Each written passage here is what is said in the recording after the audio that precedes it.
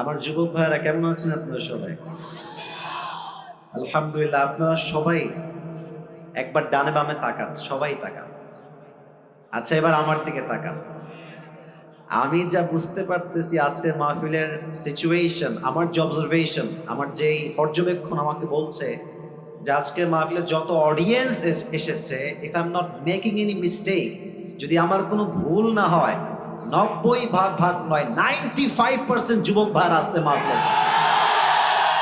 মাশাআল্লাহ। ইসলামের বিজয় যে সুনিশ্চিত, ইসলামের বিজয়কে রুখে দেওয়ার সাধ্য যে কারো নাই, আজকে ঝিনাইদহের মাটিতে যুবক ভাইরা তার চাক্ষুষ প্রমাণ। যুবক ভাইরা, আমরা আগে যখনই কোনো হক কথা বলতাম আমাদেরকে ট্যাগ দেওয়া হতো রাজাকার, জঙ্গিবাদ, মৌলবাদ। তো যদি কোনো বাপের বেটা থাকেন এখন, আসেন খেলা হবে। মিয়া, আমাদেরকে জঙ্গিবাদ বলে এখন একবার গালি দিলে পিঠের চামড়া একটাও থাকবে না। যুবক ভাই, টাইম হ্যাজ টোটালি চেঞ্জড। সময় পরিবর্তন হয়েছে। আমরা দেখেছি আগে পুরুষের সন্তান নই, আমরা সব বীর পুরুষের সন্তান। আমাদের কথা একটা। আল্লামা দেলোয়ার হোসেন সাইদি হুজুরের নাম শুনছেন না আপনারা সবাই? হুজুর বলতেন যে বিড়ালের মতো 500 বছর বেঁচে থাকার কোনো দাম নাই, সিংহের মতো 1 ঘন্টা গর্জন দিয়ে আমরা বাঁচতে চাই। আমি আজ খুব তিতা সত্য কথা আমার ওয়াজের ভূমিকায় বলবো।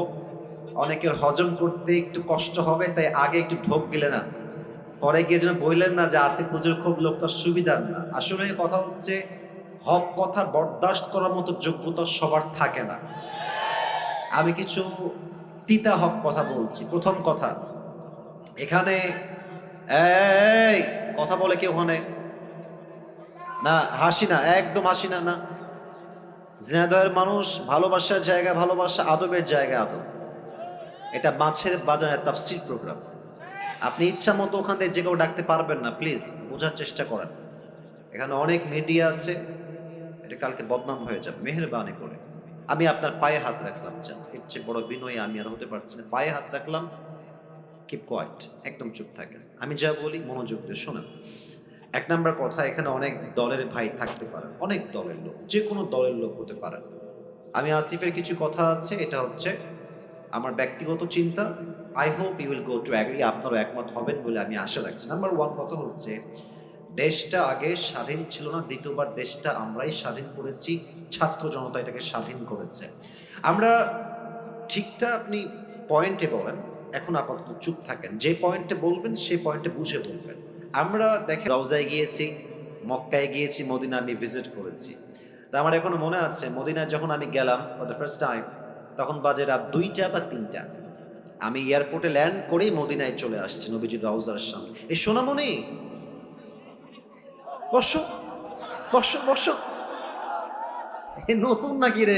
এই, এখনো যাইতেছে। বস রে, বসো। না না না, যাও, যাবে না, বসো। ওয়াশরুম সব পরে হবে, বসো। ওকে ধরে বসো। না না না, এত সোজা? আরে বাড়ি কোথায় রে? এই, বাড়ি কোনে ভাই? বসো ভাই, ওনে বসো ভাই। কোনে যাওয়া যাবে না ভাই, বসো। সবাই একটা কাশি দেন। কি সাহস রে, তাফসীর শুরু করলাম না উঠে যাচ্ছে রে। সবাই একটা তাকবীর দেন, লিল্লাহি তাকবীর। তো আমি যখন নবীজির রওজার সামনে ঘুমালাম, দ্বিতীয় দিন বাদ এশার ঘুমায় গেলাম, এশার নামাজ পড়ে। তো আমার আইফোন, আমার অ্যান্ড্রয়েড ফোন, আমার মানি ব্যাগ, আমার রিয়াল, পাসপোর্ট সব আমার বুকের ডান পাশে আমি রাখলাম। ওপেনলি ঘুমায় গেলাম নবীজির ঠিক রওজার সামনে। আইফোন রাখা, অ্যান্ড্রয়েড ফোন রাখা, টাকা রাখা, রিয়াল রাখা, বাংলাদেশি টাকাও সেখানে ছিল, মানি ব্যাগ ছিল, পাসপোর্ট সব ওখানে রাখা আমার। তা আমি ঘুমালাম ঠিক এশার নামাজের পরে। ভেবেছিলাম তাহাজ্জুদ পড়বো উঠে, বাট এত শান্তির ঘুম নবীজির রওজার সামনে এসেছে, আমার ওই ফজর আজানের সময়ই ঘুম ভেঙেছে। তো আমি যখন ঘুম থেকে উঠে ঠাস করে উঠছে লাফ দিয়ে, তো দেখছি যে আমার আইফোন যেখানে ছিল ওখানেই আছে, টাকা টাকার জায়গায় আছে, ওয়ালেটের জায়গায় আছে, রিয়ালের জায়গায় আছে, পাসপোর্টের জায়গাতেই আছে। আমার তখন মনে হলো যে কোথায় আইফোন, আমাদের দেশে আন্ডারপ্যান্ট রেখে ঘুমালেও দেখবেন চুরি হয়ে গেছে। তো সৌদি আরবে আল্লাহর কোরআনের সব আইন কায়েম হয় নাই, কিছুটা আইন কায়েম হয়েছে। সৌদি আরবে এই নিয়ম আছে, ওয়াসারিকু ওয়াসারিকাতু ফাকতাউ আইদিয়াহুমা জাযাআন বিমা কাসাবা নাকালাম মিনাল্লাহ।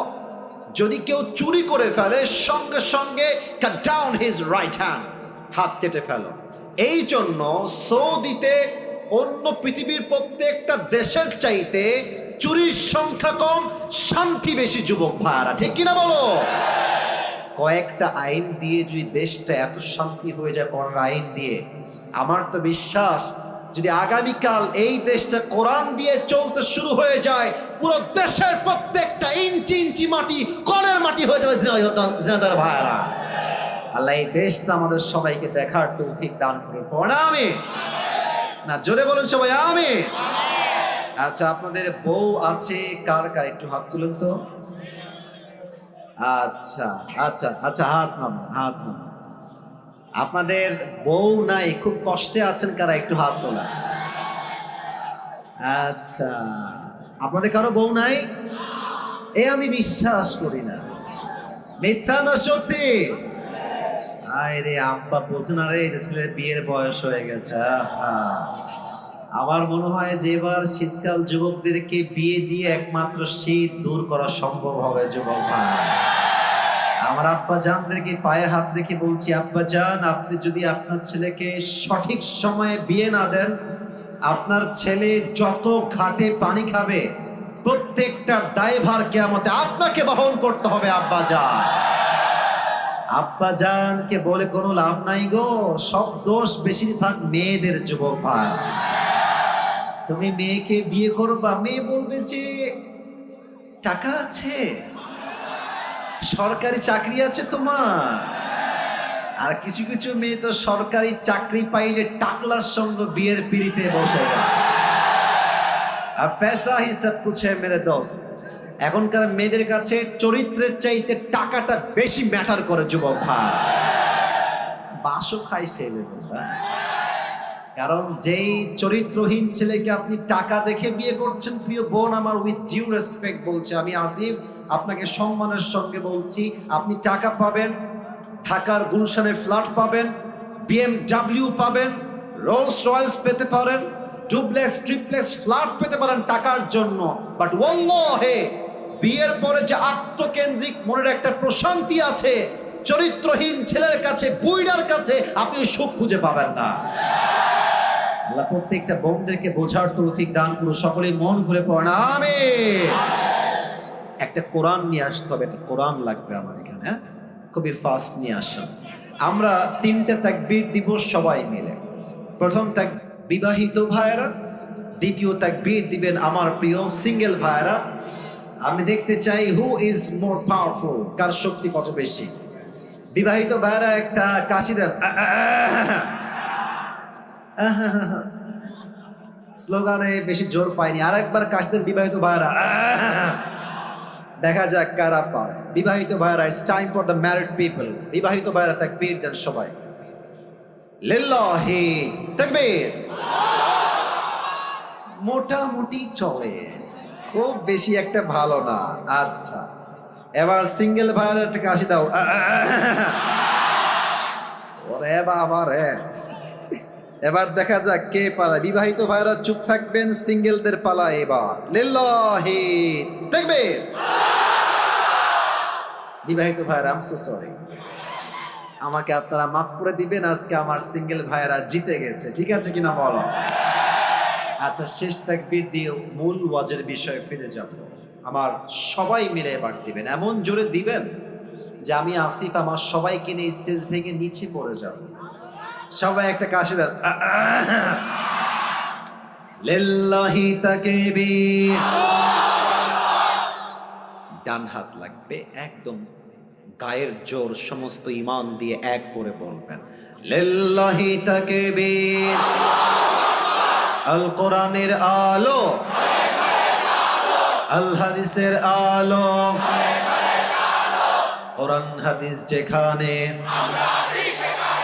আলেম ওলামা যেখানে, ঝিনাইদহবাসী যেখানে, কালীগঞ্জবাসী যেখানে, আল্লাহ কবুল করুন। পড়া আমিন। আমি আপনাদের জন্য আজকে একটা गिफ्ट নিয়ে আসছি, নেবেন? हादिया ये हर किसी को मिलने वाला नहीं है, ये नसीब की बात है, सिर्फ एक इंसान को ये मिलेगा, যে কোনো একজন। এটা আমার একটা টুপি আমি নিয়ে আসছি, এটা আমি যে কোনো একজন যুবককে হাদিয়া দিব। এই কল টুপি কিন্তু আজহারিও পরে, একটু ভাব দিলাম একটু বেশি করে যেন তোমরা আগ্রহী হও। হ্যাঁ, তো এই টুপিটা যে পেতে চান এখন থেকে মনোযোগ বাড়ায় দেন। শর্ত একটা, আমি আসিফ কোরআন থেকে হাদিস থেকে যে বিষয়ে আলোচনা পেশ করব, যদি শেষে গিয়েও কেউ সেই কথাগুলো পয়েন্ট টু পয়েন্ট আমাকে মুখস্থ বলতে পারে, কারণ ওয়াজটা পুরোটা পয়েন্ট ভিত্তিক হবে, 1 2 3 4 5 6 7 এই টাইপের হবে।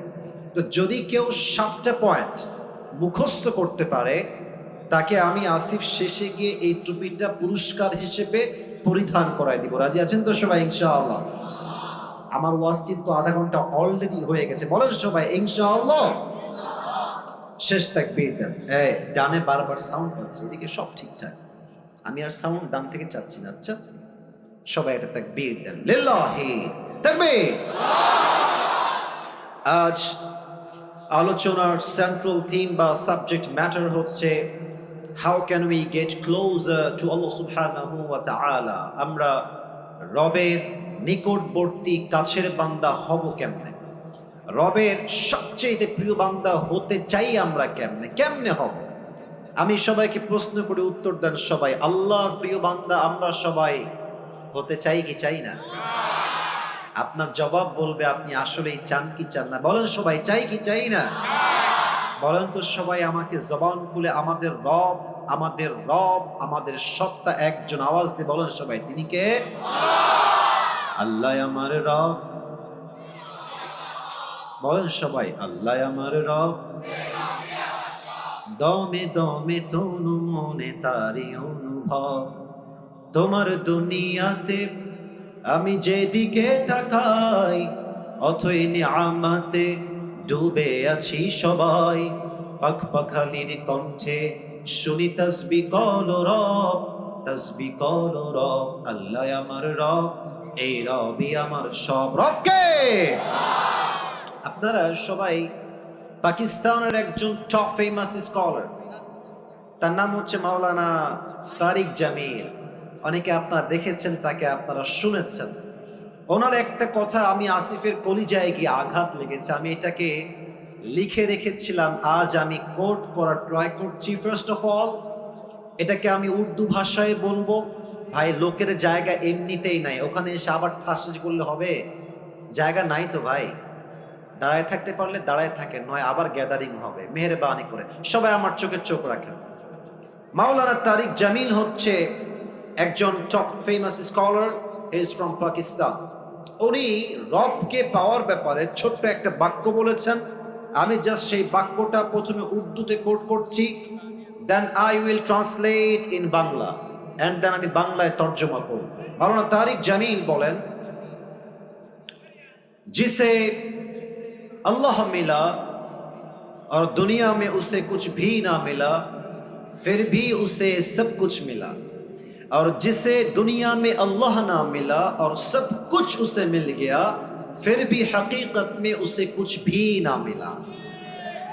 যে আল্লাহকে পেল আর দুনিয়ার কিছুই সে পেল না, তবুও যেন সে সবই পেল। আর যে আল্লাহকে পেল না, দুনিয়াতে টাকা পয়সা বাড়ি গাড়ি স্ট্যাটাস মর্যাদা সব পেল, বাট আল্লাহ না মিলা তো কুছ ভি না মিলা। আল্লাহকে যে পায় নাই, দর হাকিকত বাস্তবে সে কিছুই অর্জন করতে পারে নাই। ঠিক কিনা বলেন? আল্লাহ তাআলা বলেন, ওয়াল্লাযীনা জাহাদু ফীনা লানাহদিয়ান্নাহুম সুবুলানা।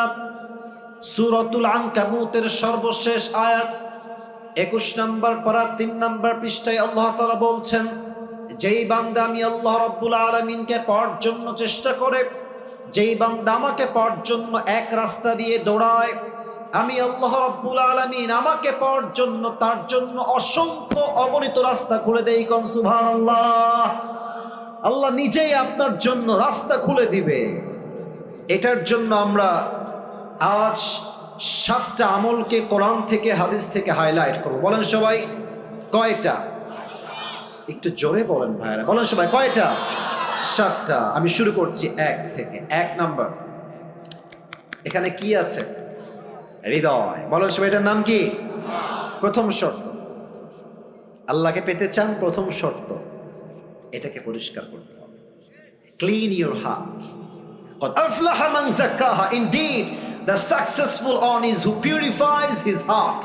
আল্লাহর কাছে সবচেয়ে সফল বান্দা হচ্ছে সেই বান্দা যে বান্দা তার আত্মাকে পরিশুদ্ধ করেছে। সুবহানাল্লাহ পড়বেন না সবাই? একটা প্রশ্ন করছি সবাইকে, হয়তো উত্তর সঠিক পাবো আমার আশা আছে। প্রশ্ন আগে বোঝেন, কনসেপ্ট বোঝেন। একজন মানুষ যিনি কোনো নবী নন, সবার চোখ আমার দিকে, মাশাআল্লাহ, অ্যাপ্রিশিয়েট, সবাই আমার দিকে আবার ভালো করে তাকান। একজন লোক যিনি কোনো নবী নন, বাট তার নসিহত, তার ইনস্ট্রাকশন, তার গাইডলাইন, তার উপদেশ তার সন্তানের প্রতি আল্লাহ তাআলার এতটা পছন্দ হয়েছে যে তার নামেই আল্লাহ তাআলা কোরআনে একটা সূরা নাজিল করেছে। ব্যক্তিটার নাম কি কে বলতে পারে? লোকমান। বলেন সবাই নাম কি? লোকমান হাকিম। লোকমান হাকিমকে তার মালিক একদিন ডাক দিয়ে বলছে, লোকমান এদিকে আসো, তোমার ব্যাপারে আমি শুনেছি, আমাকে একজন এসে বলেছে যে লোকমান অনেক মেধাবী, অনেক জ্ঞানী, তার উইজডম, তার মেধা অসাধারণ। তো তোমাকে একটা কাজ দিচ্ছি, কাজটা আমাকে করে দাও। বলছে কি কাজ? বলছে কাজটা হচ্ছে তুমি এখন এখান থেকে যাবা, একটা বকরি জবাই করবা এবং বকরি জবাই করে বকরির সবচাইতে পবিত্রতম অংশ কেটে আমার কাছে নিয়ে আসবা। বলছে ঠিক আছে মালিক, যা বলবেন তাই করতে আমি প্রস্তুত আছি। এবার লোকমান মালিকের হুকুম শুনে বের হয়ে গিয়েছে, একটা ছাগল ধরেছে, ছাগল ধরে তাকে জবাই করেছে এবং ছাগলের সবচেয়ে পবিত্র অংশ কলিজা কেটে নিয়ে আসছে। বলেন সবাই কি কেটে এনেছে? বলছে মালিক এই নেন ছাগলের সবচেয়ে পবিত্রতম অংশ। মালিক বলছে ওয়াও, মাশাআল্লাহ, you have done amazing, it is appreciated, তুমি যা করেছো ঠিক করেছো, বাট আরেকটা কাজ দিচ্ছি, আবার যাও, ওয়াযবাশাতান, একটা ছাগল জবাই করো, ওয়াখরিজ মিনহা আখবাসা মুযগাতাইন, এবার ছাগলের পবিত্র অংশ নয় অপবিত্র অংশ কেটে নিয়ে আসো। লোকমান আবার গেছে, জবাই করেছে, আবারও সেই কলিজাই কেটে এনেছে। বলছে মালিক এই নেন ছাগলের সবচেয়ে নাপাক অপবিত্র অংশ।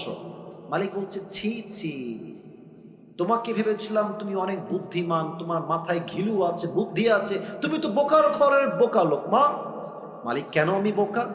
বলছে তোমাকে বললাম সবচেয়ে পবিত্র অংশ আনো, তাও আনলা কলিজা, বললাম সবচাইতে নাপাক অংশ আনো, তাও আনলা কলিজা। একই অংশ, একই কলিজা, একই টাইমে পবিত্র, আবার একই টাইমে অপবিত্র কেমনে হয় লোকমান? তুমি তো বোকার ঘরের বোকা। লোকমান ডাক দিয়ে বলছে মালিক আমার, আমি কি বোকা না চালাক, দ্যাটস এ ডিফারেন্ট ম্যাটার, এটা ভিন্ন বিষয়। তবে সত্য কথা হলো প্রত্যেকটা প্রাণীর দেহে একটা ছোট্ট গোস্তের টুকরা আছে। এই গোস্তের টুকরা পবিত্র হলে পুরো দেহটাই পবিত্র হয়, আর এই গোস্তের টুকরা নাপাক হয়ে গেলে পুরো দেহটাই নষ্ট হয়ে যায়। আলা ওয়াহিয়াল কলব, এটার নামই হচ্ছে মানুষের আত্মা, এটার নামই হচ্ছে মানুষের হৃদয়। ঠিক কিনা বলে? তবে একটা নতুন ইনফরমেশন দিচ্ছি সবাইকে, আমাদের এই আত্মাটা 3 প্রকার। বলেন সবাই হাত তুলে, কয় প্রকার? মুরব্বীরা আমাকে অনেক অনেক মনোযোগ দিয়ে শুনছে, খুব ভালো লাগলো বিষয়টা দেখতে। বলেন তো আমাদের এই হৃদয় বা আত্মা কয় প্রকার? হাত নামান। 1, আমি বলবো আপনারা আমার সঙ্গে বলবেন। 1 হচ্ছে সুস্থ। 1 নাম্বার, এই বামে সাউন্ড নাই কেন ভাইরা? 1 নাম্বার সুস্থ। দেখেন আপনারটা কোনটা হয়, একটু মিলায় না। 1 হচ্ছে সুস্থ, 2 হচ্ছে অসুস্থ, 2 কি? 3 হচ্ছে মৃত। সুস্থ আত্মাকে ফালইয়াউমা লা ইয়ানফাউ মালু ওয়ালা বানুন ইল্লা মান নাতাল্লাহা বিকলবিন সালিম। সুস্থ আত্মা সেই আত্মা যেই হৃদয়ে হিংসা নাই, বিদ্বেষ নাই। কিয়ামতের কঠিন দিনে মানুষের ধন, ওয়েলথ, স্ট্যাটাস, টাকা পয়সা, গাড়ি বাড়ি, নাথিং উইল ওয়ার্ক দেয়ার। কোনো কিছুই কাজে আসবে না ইল্লা মান নাতাল্লাহা বিকলবিন সালিম। যার আত্মা পরিশুদ্ধ হবে, আল্লাহ তাকে নিজেই জান্নাতের ঘোষণা দিবে। সুবহানাল্লাহ পড়েন। This is called healthy heart, সুস্থ হৃদয়, অ্যাক্টিভ হৃদয়, সুস্থ আত্মা। নাম্বার 2, এটা বুঝতে গেলে আপনাকে একটা এক্সাম্পল দেওয়া লাগবে। আচ্ছা, আমরা যে আজকে বসে আছি, আজকে কয় তারিখ? কথা বলো সব, আজকে কয় তারিখ? আচ্ছা, আর একটা উত্তর সবাই জানেন, সবাই জানেন, এটা 2023 সাল না 24 সাল? আচ্ছা, আপনাদের ঝিনাইদহে মেডিকেল আছে না? আরে ভাই, কথা না বললে তো ওয়াজ হয় না। মেডিকেল আছে না? হসপিটাল আছে না? ক্লিনিক আছে না? ডাক্তারের চেম্বার আছে না? আচ্ছা, আপনাদের সবাইকে আজ আমি নিয়ে যেতে চাই 100 years ago back, 100 বছর আগে, 1924 সাল। কত বছর আগে? 100 বছর আগে। ভাবেন তো, 100 বছর আগে এখন যে মেডিকেল আছে, কলেজ আছে, হসপিটাল আছে, আগে কি এরকম মেডিকেল কলেজ হসপিটাল ছিল যুবক ভাইয়েরা? না। তখন কি ছিল আমার মুরব্বীরা ভালো বুঝবেন। তখন ছিল কবিরাজ, কিংবা আমরা এটাকে বলি ওঝা। কবিরাজ কিংবা ওঝা। তো মনে করেন যে একজন যুবককে সাপে কেটেছে। এখন সেই যুবকটা কবিরাজের কাছে আসছে, এসে বলছে, স্যার আমাকে সাপে দংশন করেছে। এখন তখন তো কোনো মেশিন ছিল না যে কোন সাপ কি বিষ চেক করবে কেমনে। তো ওঝা এটাকে বোঝার জন্য, কেমনে বোঝাই এটা আপনাকে, আচ্ছা আমি টুপিটাই নিলাম, যান একটা বাটি নিতেন, বাটিতে মরিচ বাটতেন, লবণ বাটতেন, মরিচ এক পাশে লবণ এক পাশে, বলতো এই এদিকে আসো, বলো তোমার জিহ্বাটা বের করো। জিহ্বাটা বের করতো, লবণটা দিত, মরিচটা দিত তার জিহ্বার উপরে, বলতো হাউ ইট টেস্ট, এটা স্বাদ কেমন আমাকে বলো। তো সাপে দংশিত যুবক বা মুরব্বী যদি বলতো যে স্যার আমার কাছে স্বাদটা কেমন যেন, ঝালটা, মরিচটা পাইনসা পাইনসা লাগে, তখন ওঝা বুঝে ফেলতেন যে এটা কোনো নর্মাল সাপ নয়, ধরা সাপ নয়, এটা বিষাক্ত সাপের ছোবল লেগেছে। কেমনে বুঝতো? কারণ সাপ যখন তার বিষ দিয়ে দংশন করে, মানুষের দেহের প্রথম ক্ষতি কি হয়? জিহ্বার স্বাদ মরে যায়। তখন ঝালও পানসা মনে হয়, মিষ্টিও পানসা লাগে, কোনো কিছু স্বাদ তার বুঝে আসে না। এক্স্যাক্টলি মানুষের জীবনের সবচাইতে বিষাক্ত সাপের নাম হচ্ছে শয়তান, আর তার বিষের নাম হচ্ছে ওয়াসওয়াসা। মানুষ যখন শয়তানের ওয়াসওয়াসায় পড়ে যায়, সাপে কাটলে যেমন জিহ্বার স্বাদ মরে যায়, শয়তানের ওয়াসওয়াসায় পড়লে ইমানের স্বাদ মরে যায়। তখন কি হয়? বোরকা পড়তেও ভাল লাগে, পার্কে গিয়ে প্রেম করতেও ভাল লাগে। তখন কি হয়? তখন দাড়ি রাখতেও ভাল লাগে, জুব্বা পড়তেও ভাল লাগে, মসজিদের সভাপতি হতেও ভাল লাগে, সুদের ব্যবসা করতেও ভাল লাগে। অসুস্থ আত্মা তখন ভালো কোনটা খারাপ কোনটা বুঝে আসে না। কথা বোঝেন নাই মনে হয় আপনারা। আমি আবরারুল হক আসিফ, আমার যদি ওয়াজ করতেও ভাল লাগে, আবার যদি আমার সুদ খাইতেও ভাল লাগে, ঘুষ খাইতেও ভাল লাগে, আমাকে বুঝতে হবে আমার আত্মা সুস্থ আত্মা নয়, আমার আত্মা অসুস্থ আত্মা। ঠিক কিনা বলে? আচ্ছা, এটা হচ্ছে অসুস্থ আত্মা। আর থার্ডটা খুবই ডেঞ্জারাস। এটা বলতে গেলে আমার নিজের মধ্যেই কম্পন তৈরি হয়ে যায়। আমি আপনাকে কি বলবো? কারণ এটা আসলে, আমি আসিফের কথা হলে আপনি ভয় পেতেন না যে আসিফ হুজুর বলছে, এটা মিথ্যাও হতে পারে, not a big deal, let's take it out, বাদ এটা। কিন্তু আমার কথা না, যে এটা তো আল্লাহর কথা, এটা তো আমার কথা না, এটা আল্লাহর কথা। আল্লাহ বলছে যাদের হৃদয় মরে গেছে, অসুস্থ নয়, মৃত আত্মা, এরা কারা? আল্লাহ বলছেন উলাইকা কাল আনআম, এতটুকুই শেষ নয়, বাল হুম আল্লাহ, আল্লাহ বলছে এরা কুকুরের চাইতে খারাপ। আপনি আমি কুকুরের চাইতে খারাপ, আল্লাহ বলছে। আচ্ছা বলেন এবার, এই পৃথিবীতে সবচেয়ে সৃষ্টির সেরা জীব কারা? আমি শুনি না, বলেন সবাই কারা? আমরা হলাম আশরাফুল মাখলুকাত, বেস্ট অফ দ্য বেস্ট, সেরার সেরা হচ্ছে মানুষ। আবার এই মানুষকেই আল্লাহ তাআলা বললেন তোমরা কুকুরের চাইতে খারাপ। এই ব্যাখ্যাটা আমার তাফসীরটা প্রথমে বুঝে আসে নাই। তো আমি সেই দিন ঢাকায় যাচ্ছিলাম, আমার ঢাকায় একটা কাজ ছিল জরুরি। তো আমি এমনি গাড়িতে শুয়েছিলাম, এমনি হেলান দিয়ে বসে আছি, ইউটিউবে ঢুকলাম যে দেখি ইউটিউবে কি পাওয়া যায়। হঠাৎ করে আমার সামনে একটা ওয়াজ আসলো, লেখা ছিল ময়মনসিংহের মাটিতে সাইদি হুজুরের তাফসীর। ভাবলাম যে কি করব, বসে বসে সাইদি সাহেবের তাফসীরটা শুনি। তো তিনি এই আয়াতের একটা চমৎকার ব্যাখ্যা দিলেন, আমি জাস্ট আয়াতের ব্যাখ্যাটা কোট করছি। উনি বললেন দেখেন তো, এখন বাজে রাত 11:30, মনে করেন আমি 10:30-এ ওয়াজ শুরু করেছি। তো যখন 12টা বাজবে আপনি বাসায় যাবেন, এই যে আপনাদের গলিগুলো আছে, এই রাস্তায় কিছু কুকুর থাকে না? কথা বলে, কিছু কুকুর থাকে না? একা গেলে বুঝবেন যে বাস কারে কয়। আমি দেখেছি একা থাকলে কুকুরদের ভাবই বেড়ে যায় আলাদা, এমন একটা ভাব মনে খেয়েই ফেলবে আমাকে, ঠিক কিনা বলেন? তো দেখেন আমার 2 হাত, দেখেন আমার এটা হচ্ছে লাইট, এই যে রড বাল্ব দেওয়া আছে লাইট, আর আমি আছি এখান থেকে আরো 10 হাত পেছনে। ভাই আমার কথা একটু বুঝে শুনুন, আপনাকে ঠিক বেঠিক বলতে হবে না, আপনি আমার কথা বোঝেন। I think that is most important, এটা বুঝলেই হবে। এটা হচ্ছে লাইট, আমার চেহারা এখন দেখা যায়। আমি যদি 10 হাত পেছনে অন্ধকারে চলে যাই, আমার চেহারা কি দেখা যাবে? রাত বাজে 1টা, আমি আসিফের একটা কুকুর আছে, তার নাম হচ্ছে টমি। তার নাম কি? খুব বুঝবেন। তা আমি 10 হাত দূরে আছি, রাত বাজে 1টা, আমার বাড়ি হচ্ছে গেট এখানে।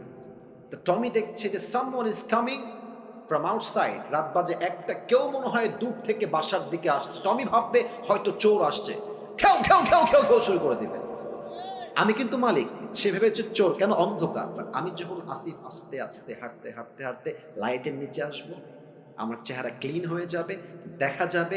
দেখবেন খেয়াল করে, কুকুর মালিককে দেখার পরে সাউন্ডটা ডাউন হয়ে যাবে, আর সামনে এসে সে তার মাথাকে ঝুঁকিয়ে মালিকের পায়ের কাছে নত করে সে তার ভাষায় বলে I am extremely sorry sir, আমি আপনাকে আসলে প্রথমে চিনতে পারি নাই। কথা ঠিক আছে কিনা বলে?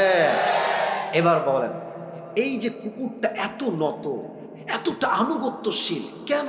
আপনি জাস্ট তাকে একটা পাউরুটি দিয়েছেন, অথবা পানি দিয়েছেন, অথবা কখনো সে খুব ক্লান্ত ছিল, একটা আপনি শীতকালে একটা বস্তা দিয়েছেন, এতটুকুই তো।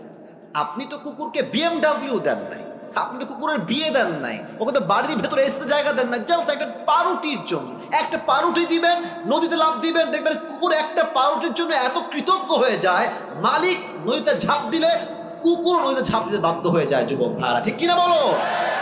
আল্লাহ বলছেন ইস রে, একটা কুকুর সামান্য একটা টুকরা পাউরুটি পেয়ে মালিককে কি চিনলো, পিছাই ছাড়লো না।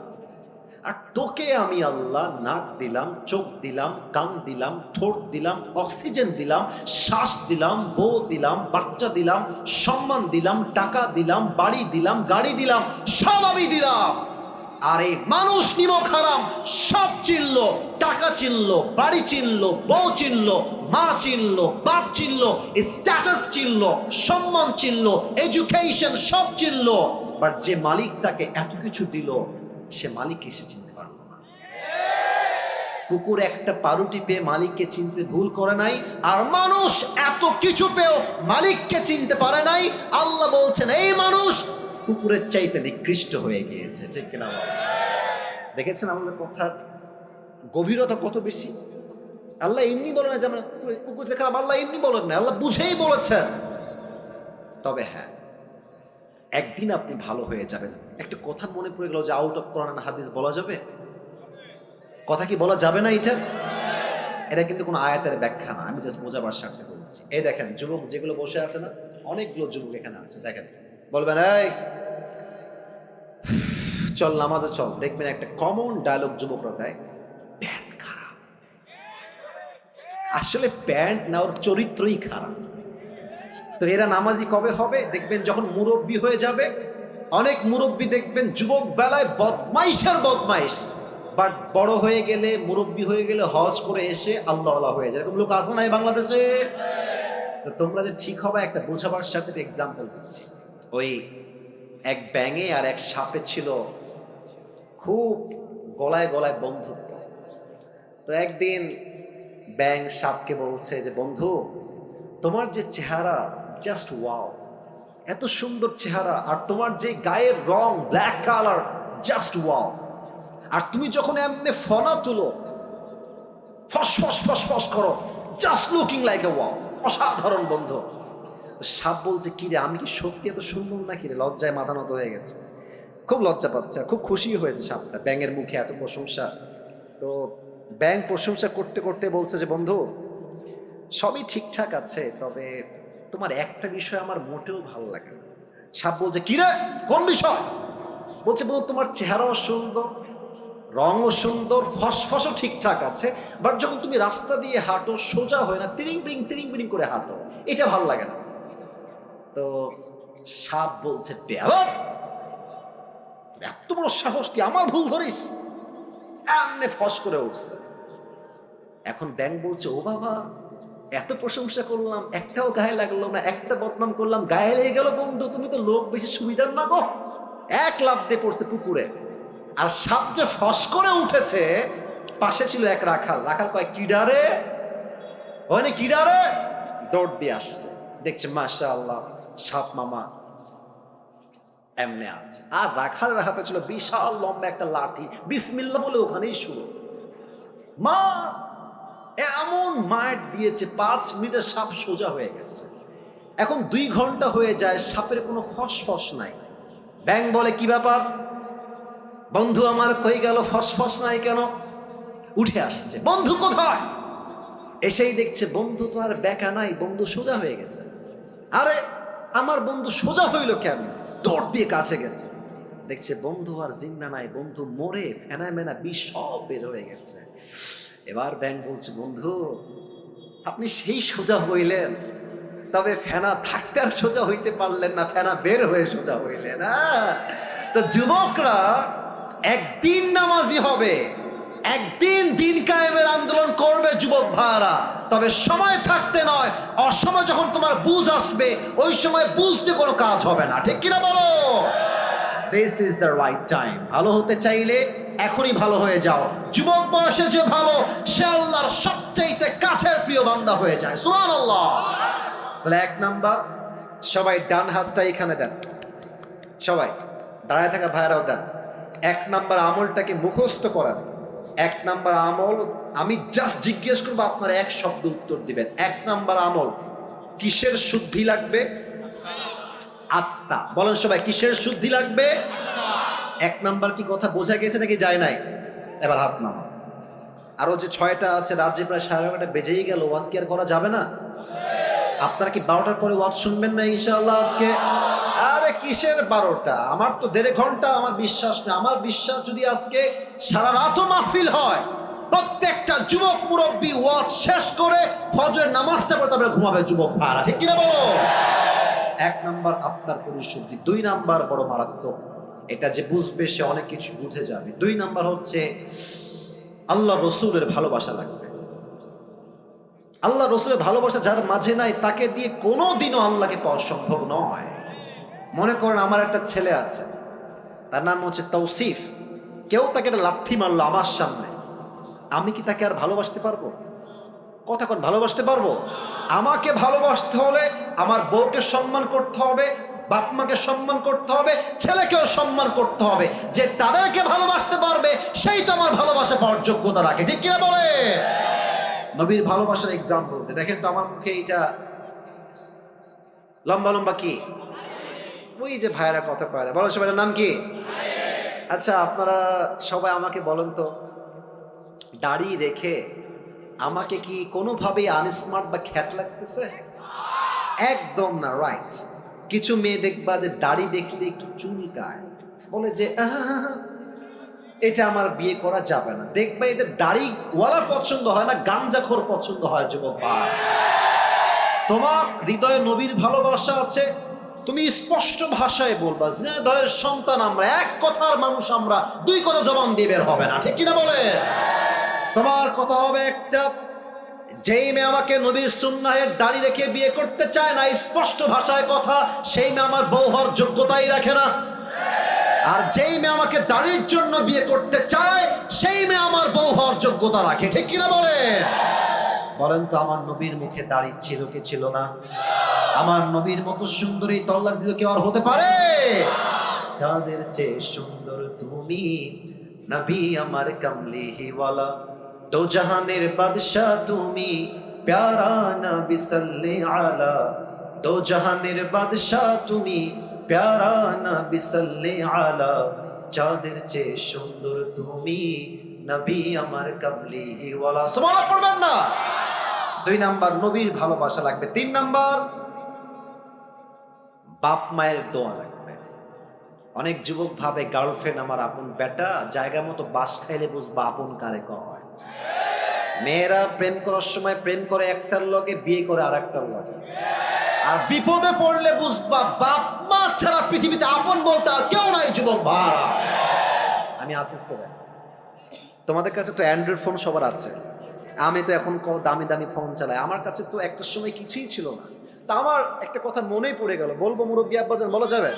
আচ্ছা, আমার বয়স যখন মেবি এই কত হবে, 16, 17, 18, এক্স্যাক্টলি লাইক দ্যাট। তো আমার অ্যান্ড্রয়েড ফোন খুব পছন্দ ছিল। আরে যুবক মানুষ তো বদমাইশ তো করতে মন চাইবে, খুবই স্বাভাবিক। তো আমার আব্বা আমাকে বলেছে, আসিফ,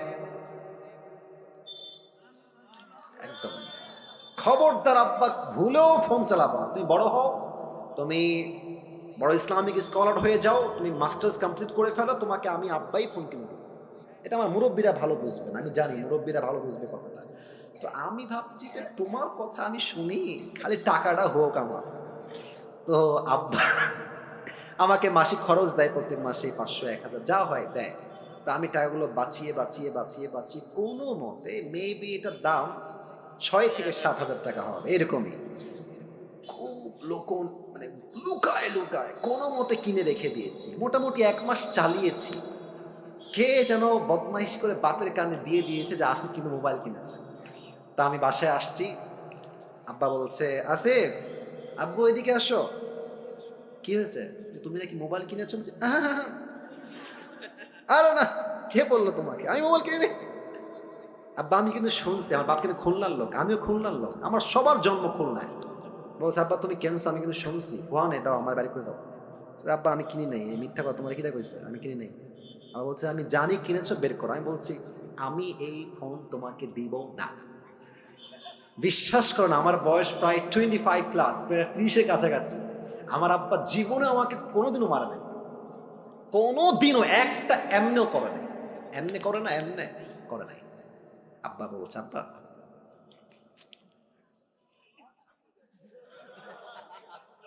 আব্বা বলে দাও, আমি বলি হবে না। আব্বা লাস্ট বার বলছে, আসিফ শোনো, তুমি 1 নাম্বার ছাত্র, তুমি অলওয়েজ ফার্স্ট হও। তুমি যদি মোবাইল ফোনটা ইউজ করো, তুমি কিন্তু সেকেন্ড হয়ে যাবো। আব্বা ফার্স্ট যদি থাকতে চাও, please give me the phone, দিয়ে দাও। আমি একদম নাচুর মান না, আমি দিব না। আমি বাড়ি থেকে বের হয়ে বাইরে চলে আসছি অজুখানা। আমার বাসা হচ্ছে মসজিদ, এইটা বাসা অ্যাটাচড। আমার আব্বা মসজিদে খতিব, ইমাম, দুইটা একসাথে। তো আমার আব্বা বাড়ি থেকে বাহিরে চলে আসছে। আব্বা মোবাইলটা দাও, চলো আমরা একসঙ্গে খানা খাই। মোবাইল কিন্তু আমার পকেটেই আছে। আমি বলছি, নাই, দাও দাও। দিব না। এই যে দিব না, মার এমন মার দিয়েছে, আমি একটা থাপ্পড় উল্টে পড়ে গেছি। আমাকে থাপড়াইতে থাপড়াইতে বাড়িতে নিয়ে গেছে। এই চল!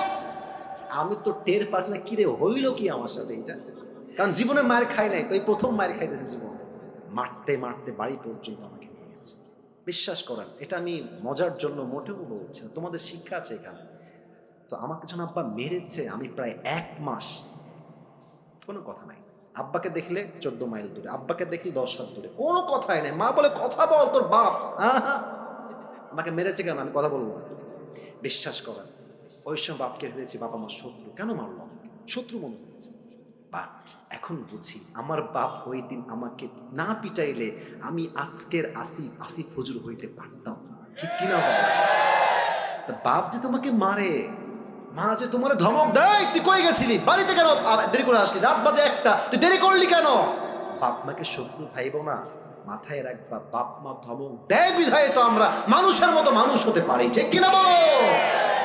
আব্বা আমার দোয়া লাগে। তো আমার অভাব ছিল কি লেভেলের, আমি চাকরি করতাম 3,000 টাকা, মাত্র 3,000 টাকা। আমি যে বাইকে তেল ভরবো ওই টাকাও আমার কাছে ছিল না। আমার আব্বার দোয়ার বদৌলতে আল্লাহ তাআলা আমাকে এত সামর্থ্য দিয়েছে, এতটা বরকত দিয়েছে, যে বরকত দ্বারা স্পষ্ট প্রমাণ বাপ মার দোয়া যার সঙ্গে আছে তাকে কেউ রুখে দেওয়ার সাধ্য রাখে না, ঠিক কিনা বলে? বাপ মায়ের দোয়া, রিদা রব্বি ফি রিদা ইল ওয়ালিদাইন ওয়া সাখতু রব্বি ফি সাখতিল ওয়ালিদাইন। আব্বা আম্মা খুশি, আল্লাহ খুশি। আব্বা আম্মা নারাজ, আল্লাহও নারাজ। সুবহানাল্লাহ পড়বেন না আপনারা সবাই? আব্বা আম্মার দোয়া লাগবে। 4, দ্যাট ইজ মোস্ট ইম্পর্টেন্ট। 4 হচ্ছে নামাজ লাগবে। আপনারা সবাই মিজানুর রহমান আজহারের নাম শুনছেন না? আপনাদের যশোর তো চেনেন সবাই। আমাদের যশোরে কিন্তু আজহারি সাহেব এই জানুয়ারি 3 তারিখে হয়তো বা আসবে, 4 তারিখে। আপনাদের যারা ঝিনাইদহে আছেন আপনারা যাবেন ইনশাআল্লাহ। এবং আমার তো বিশ্বাস পুরো যশোরের মাটিটা একটা জনসমুদ্রে পরিণত হয়ে যাবে যুবক ভাইরা। তবে হ্যাঁ, আপনারা ঝিনাইদহের মানুষ, কুষ্টিয়া, এদিকে আপনার চুয়াডাঙ্গা, এদিকে যশোর, এদিকে খুলনা। আমি যেহেতু খুলনার সন্তান, এটা আমার কেমন যেন ফিল হয়, যেহেতু আমি খুলনার ছেলে আর খুলনার মাঝেই ঝিনাইদহ পড়ে, যদি আমি খুলনার সন্তান হই, আমি তো ঝিনাইদহের সন্তান যুবক ভাইরা। তো আজহারি সাহেব আসবেন। আজহারি সাহেবের নাম নিয়েছি এটা কোনো শো অফ বা টাইম পাস করার জন্য নয়। একটা কথা প্রশ্ন করতে চাই, আজহারি সাহেব একজন নানা ছিলেন, তার নাম হচ্ছে গোলাম সরওয়ার সাইদি হুজুর। দেখছেন না আপনারা? কেউ কেউ দেখেছেন? দেখবেন যে ওনার চাপ দাড়ি আর চশমা, গোল, এত সুন্দর চেহারা। উনি একটা কথা প্রায় বলতেন, নামাজ নাই যার ঈমান নাই তার। নামাজ নাই যার, মুসলমান হিসেবে পরিচয় দেওয়ার কোন অধিকার তার নাই যুবক ভাইরা, ঠিক কিনা বলো? বলেন তো আমাদের ইসলামের দ্বিতীয় খলিফার নাম কি? ওমরে ফারুক। এবার বলেন সবাই, ইসলামের দ্বিতীয় খলিফার নাম কি? ওমরে ফারুক। ছোট্ট একটা হাদিস বলছি, কেউ ডান বাম হয়ে উঠে যাবেন না, আপনারা স্টিল বসে আছেন। এটাই প্রমাণ ঝিনাইদহের মানুষ আমরা কোরআনকে কলিজার থেকে ভালোবাসি, ঠিক কিনা বলে? ওমরের কাছে একজন যুবক আসছে, তার নাম হচ্ছে আবু লু'লু আল মাজুসি। এসেই বলছে, ওমর তোমার কাছে একটা অভিযোগ আছে, বিশাল লম্বা অভিযোগ আমার। ওমর ডাক দিয়ে বলছে, যুবক ভাই তোমার কি অভিযোগ, তুমি আমাকে বলো, তোমার নাম কি? ডাক দিয়ে বলছে, আমার নাম হলো আবু লু'লু আল মাজুসি, আমি একজন অগ্নি পূজারী, আগুনের পূজা করি। ওমর ডাক দিয়ে বলছে, ভাই অভিযোগটা কি, তুমি আমাকে খুলে বলো। ডাক দিয়ে বলছে, ওমর আমার যে মালিক আছে সে প্রত্যেক দিন আমার কাছে মোট 6 দিরহাম চার্জ করে, বাট আমি আবু লু'লু আল মাজুসি, গরিব ঘরের সন্তান, আমার কাছে 6 দিরহাম দেওয়ার মতো কোনো শক্তি নাই, তুমি কমায় দিয়ে 2 দিরহাম করে দাও। ওমর বলছে, 2 দিরহাম করবো কেন? তুমি কি ব্যবসা করো, তোমার ইনকাম কি, কেমনে তুমি কামাই করো, how do you earn the money? তো সে বলছে, আমি মূলত খঞ্জর বানাই। খঞ্জর মানে বাংলাতে বলে চাকু। বলেন সবাই কি? চাকু। এই কথা শুনে বলছে, ও ওমর আমি চাইলাম বিচার আর তুমি করলা আমার সাথে বেইনসাফি। ও আচ্ছা আচ্ছা, সবাই যেহেতু মুসলমান ঘরের সন্তান তাই তুমি সবার সঙ্গে নরম, আর আমি যেহেতু কাফেরের সন্তান তাই তুমি আমার বেলায় গরম। ওমর তাই না, তোমার বিচার আমি একাই করবো, একাই আমি এনাফ। ধমক দিয়ে বের হয়ে গেছে।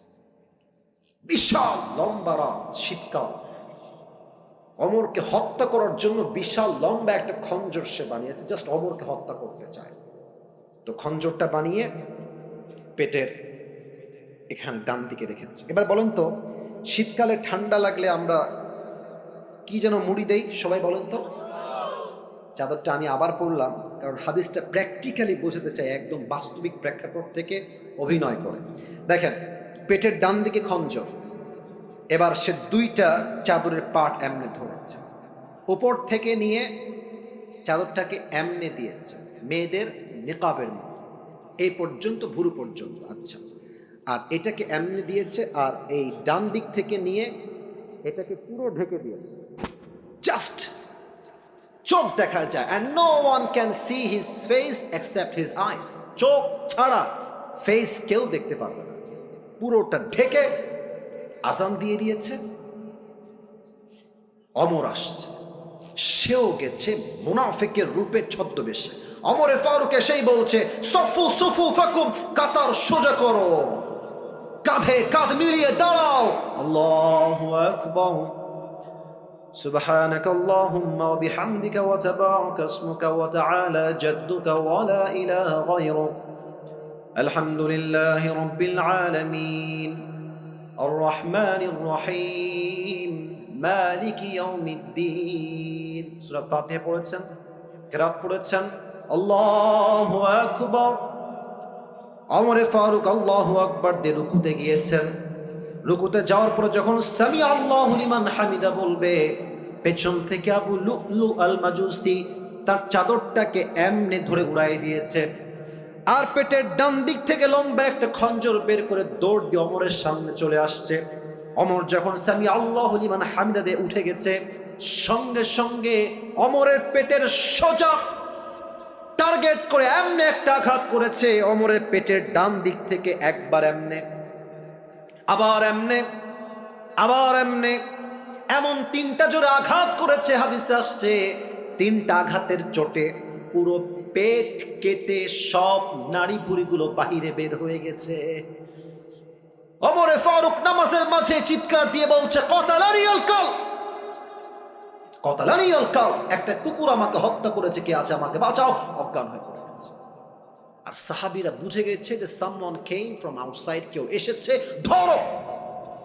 7 জন সাহাবী নামাজের মাঝেই ধরতে গেছে, আর ওই কাফের তার ছুরি দিয়ে যাকেই সামনে পেয়েছে এমনি কারো মুখে, কারো পেটে, কারো বুকে, কারো পিঠে এমন জোরে জোরে আঘাত দিয়েছে। 7 জন সাহাবী নামাজরত অবস্থায় জায়গাতেই শহীদ হয়ে গেছে, জায়গাতেই শেষ। একটু পর ওমরে ফারুককে ধরে ডান দিকে নিয়ে আসছে, আর সাহাবীরা চিৎকার দিয়ে বলছে, আইনা তাবিব, আইনা তাবিব, ডাক্তাররা কোথায়? দাও, দৌড় দাও, জলদি আসো, অমরকে বাঁচাও। ডাক্তাররা সব দৌড় দিয়ে আসছে, অমরকে বাঁচাও। ডাক্তাররা দৌড় দিয়ে এসে ওমরে ফারুকের দুই পিঠের এই দুই দিকে হাত দিয়েছে। ওমরে ফারুক এমনে শুয়ে আছে, দুই পিঠের দিকে হাত দিয়ে হালকা করে উঠিয়েছে। আরেকজন ডাক্তার এসে দুই ঠোঁটটাকে ধরে এমনি হালকা ফাঁকা করে দিয়েছে। একটা পানির পাত্র নিয়ে আসছে, সোজা পানির পাত্র ওমরের মুখে দিয়ে কয়েক ঢোক পানি তার ভেতরে দিয়েছে। আমার গলার দিকে তাকান, পানি যখন ভিতরে ঢোক গিলেছে, গলা দিয়ে পানি নেমে বুক পর্যন্ত আসছে, বুক থেকে পানি নেমে পুরো পেট এমন ভাবে কেটে গেছে, একদম নাড়ি ভুঁড়িগুলো বের হয়ে পুরো গোস্ত হা হয়ে আছে। গলা দিয়ে পানিগুলো নেমেছে, বুক দিয়ে নেমেছে। তারা ভেবেছে সব পানিগুলো ভেতরে গিয়ে হজম হয়ে যাবে, ওমরে ফারুক আবার জীবিত হবে, আবার চোখ খুলবেন। সবগুলো পানি বুক দিয়ে নেমে পুরো পেট কেটে গলগল গলগল করে বাহিরে বের হয়ে গেছে। সব পানি এপার দিয়ে গলগল করে বাহিরে বের হয়ে গেছে। সাহাবীরা এই দৃশ্য সচক্ষে দেখে they were surprised, অবাক, এটা কি দেখলাম? ডাক্তাররা বলছে পানি দিয়ে কাজ হবে না, দুধ নিয়ে আসো। সব সাহাবী দৌড় দিয়ে গিয়ে দুধ নিয়ে আসছে। ওমরে ফারুককে পেছন দিক থেকে হালকা উঠিয়েছে, দুধ দিয়েছে। দুধটা গলা দিয়ে নেমে বুক দিয়ে নেমে পুরো পেট কেটে সবগুলো দুধ গলগল করে বাহিরে বের হয়ে গেছে। এই দৃশ্য দেখে ডাক্তাররা বলছে মাফ করে দিবেন, আর সম্ভব না, ওমর হয়তো বা শেষ, হয়তো সে আর কখনোই চোখ খুলবে না। সাহাবীদের চোখে পানি আর আটকায় না, সব সাহাবীরা কান্না করছে। হঠাৎ করে এক সাহাবী দূর থেকে দেখছে ওমরে ফারুক তার চোখটা সাডেনলি হঠাৎ করে, it's a very little bit, খুবই হালকা, ছোট্ট করে খুলেছে। এই চোখটা দেখে ওই দূর থেকে সাহাবী দৌড় দিয়েছে, ইয়া ওমর, মালাকা ইয়া ওমর, মালাকা ইয়া ওমর, হে ওমর আপনার কি হয়েছে, আপনার কি দরকার আমাকে বলেন। ওমর ফারুক কথা বলছেন, বলছেন তোমার ঠোঁট না কানটা আমার ঠোঁটের কাছে নিয়ে আসো। ওই সাহাবী দৌড় দিয়ে কানটা ওমরের ঠোঁটের কাছে নিয়েছে, আর সে ভাবছে হয়তো আমাকে শেষ কথা বলবে, এই সাহাবী খবরদার আমার রাজ্য দেখে রেখো, বউ দেখে রেখো, সন্তান দেখে রেখো। হি ওয়াজ থিংকিং লাইক দ্যাট। তার চিন্তাই ছিল এইটা যে ওমর আমাকে শেষ কথা এটাই ওসিয়ত করবে।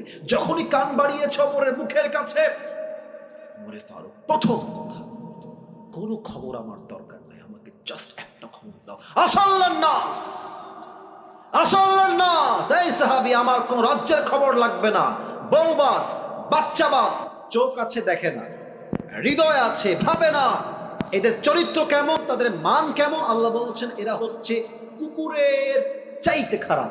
আমি বলবো এই যুবক বলো তো আল্লাহ কুকুরের চাইতে খারাপ কেন বললেন? বলবেন হুজুর কুকুর তো একটা পারুটে পেয়ে মালিককে চিনতে ভুল করে নাই, আর মানুষকে আল্লাহ এত নিয়ামত দিয়েছে, মানুষ তার মালিককে চিনতে পারে নাই, এই মানুষ কুকুরের চাইতে বেশি খারাপ হয়ে গিয়েছে। ঠিক কিনা বলে? এক নাম্বার আত্মার পরিশুদ্ধি। দুই নাম্বার যে আল্লাহকে পেতে চায় তার কি লাগবে? নবীর ভালোবাসা। বলেন সবাই কার ভালোবাসা? তিন নাম্বার যেই বান্দা আল্লাহকে পেতে চায় তার জীবনে আব্বা আম্মার দোয়ার দরকার। বলেন সবাই আছে না নাই? চার নাম্বার যেই বান্দা আল্লাহকে পেতে চায় তার জীবনে নামাজের দরকার। সবাই বলেন আছে না নাই? এবার বলেন তো নামাজের কথা বলতে একটা হাদিস বলেছিলাম in a very shortcut way. Omar Farooq যখন মারা যাবেন শেষ মুহূর্তে উনি বলেছিলেন যে তোমরা আমার ধন সম্পত্তি সন্তান সন্ততি বউ সহ সবাইকে দেখে রেখো। ইয়েস নাকি নো? ইয়েস নাকি নো? শেষ কথা আসাল্লান নাস, আমি যে নামাজের ইমাম ছিলাম আগে এটা বলো, সন্তান বা বউ বা আগে বলো, আমি যেই নামাজের ইমাম ছিলাম আমার পরে অজ্ঞান হওয়ার পরে এই নামাজটা জামাতে আদায় হয়েছে কিনা সুবহানাল্লাহ পড়ে সবাই। চার নাম্বার গোলাম সাল্লাল্লাহু আলাইহি ওয়াসাল্লাম বলেছেন না যে নামাজ নাই যার ঈমান নাই তার। অতএব আল্লাহকে পেতে চাইলে চার নাম্বারে কি লাগবে? নামাজ। বলেন সবাই কি লাগবে? পাঁচ, যেই বান্দা আল্লাহকে পেতে চায় তার জীবনে কি লাগবে বলেন তো সবাই? নামাজ তো বললাম চার নাম্বার, পাঁচ নাম্বারে কি হবে? হ্যাঁ, পরকালমুখী। বলেন সবাই কি মুখী? ওই সময় বলেছিলাম পরকালমুখী হবেন কেমন? চাহিদা বাড়াবেন না কমাবেন? বাড়াবেন না কমাবেন? যার চাহিদা যত কম সে ততই সুখী, তাই না? আপনি দেখবেন যে বড়লোকদের বাড়িতে, আমি যে ফ্ল্যাটে থাকি টু বি অনেস্ট, মানে আমি আমার বাসা টিনের, এটা সত্য, আমার আব্বা আম্মা ওখানে থাকে, আমিও থাকি, আবার ফ্ল্যাটেও আমি থাকি। আমি যে ফ্ল্যাটে থাকি খুবই ভিআইপি। আমার যিনি মালিক মানে ফ্ল্যাটের যিনি মালিক উনি থাকেন সেকেন্ড ফ্লোরে, ভিতরে কি যে ভিআইপি আপনি দেখলে অবাক হয়ে যাবেন। বাট অবাক করার বিষয় হচ্ছে বড়লোকদের বাসা এত ভিআইপি, এত টাকা ব্যাংকে গুনতেই পারে না, দেখবেন এরা ঘুমের ওষুধ না খেলে ঘুম আসে না, আর রিক্সা চালায়, দেখবেন রিক্সার সিটে রাখে নিতম্ব আর মাথায় এমনি দিয়ে ওখানেই ঘুম, ওর কোনো ওষুধ লাগে না, কারণ কি ওর চাহিদা কম শান্তি বেশি। ঠিক কিনা বলে? তাহলে পাঁচ নাম্বার দুনিয়ামুখী না পরকালমুখী? ছয় নাম্বার আল্লাহকে পেতে চাইলে নিশ্চিত ধৈর্যশীল হতে হবে। ধৈর্যশীল ছাড়া আল্লাহর সাহচর্য পাওয়া, আল্লাহর বন্ধু হওয়া ইজ নট পসিবল। ইয়া আইয়ুহাল্লাযীনা আমানু সবিরু ওয়াসাবিরু ওয়ারাবিতু ওয়াত্তাকুল্লাহা লাআল্লাকুম তুফলিহুন। O you have believed, be patient, raise in patience, and be steadfast on patience, and indeed you will become the victorious person in this world and the next. আল্লাহ বলছে ধৈর্যশীল হও, ধৈর্যের ব্যাপারে প্রতিযোগী হয়ে যাও এবং ধৈর্য অবিচল থাকো, নিশ্চিত আমি আল্লাহ তোমাকে দুনিয়া এবং আখিরাত উভয় জায়গায় সফলতা দান করব। সুবহানাল্লাহ বলে সবাই। 6 নাম্বার ধৈর্যশীল হতে হবে। 7 নাম্বার তওবা এবং ইস্তিগফার। আমি বলবো, বলেন তো দোয়াটা কি শিখিয়েছিলাম? আপনি বলবেন, বলেন সবাই আস্তাগফিরুল্লাহ, দিল থেকে বলেন সবাই আস্তাগফিরুল্লাহ। শেষ দোয়া সবাই বলেন আল্লাহুম্মা গফিরলি, আবার বলেন আল্লাহুম্মা গফিরলি। এই 7টা আমল যেই বান্দা করবে তাকে সবচেয়ে কাছের বান্দা বানায় নিবে একজন। আওয়াজ দিয়ে বলেন সবাই তিনি কে? 7টা আমল আমাকে বলতে পারবা, 3বার সুযোগ পাবা, বেঁধে গেলে 3বার বলে দিবে। কে আছো বাঘের